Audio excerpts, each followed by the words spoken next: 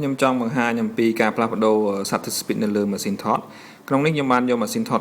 Canon 60D មកបង្ហាញជាឧទាហរណ៍កន្លែងដែលយើងអាចផ្លាស់ប្ដូរ shutter speed បានគឺយើងប្រើ main dial នៅខាងលើនេះហើយមិនថាលោកអ្នកនៅលើ TV mode time value ឬក៏យើងដូរទៅជា manual mode កន្លែងដែលលោកអ្នកផ្លាស់ប្ដូរ shutter speed គឺនៅកន្លែងដដែលគឺ main dial នៅពេលដែលយើងបង្វិលវាទៅខាងឆ្វេងshutter speed គឺវាយឺតជាងមុនលេខ30ហើយមានសញ្ញា quotation ឬក៏សញ្ញាធ្មេញកណ្ដោមានន័យថា30វិនាទី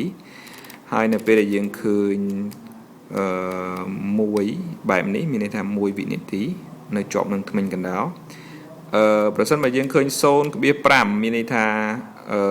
shutter speed គឺ 0.5 វិនាទី0ធ្មេញកណ្ដោ5មានន័យថា 0.5 សម្រាប់ម៉ាស៊ីនថតនេះ shutter speed ដែលលឿនបំផុតរបស់វារហូតទៅដល់8000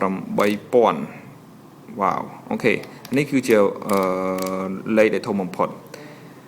ក្រៅពីផ្នែកខាងលើនៃលេខម៉ាស៊ីនថតដែលលោកអ្នកអាចមើលឃើញ shutter speed លោកអ្នកក៏អាចមើលផងដែរនៅក្នុង menu finder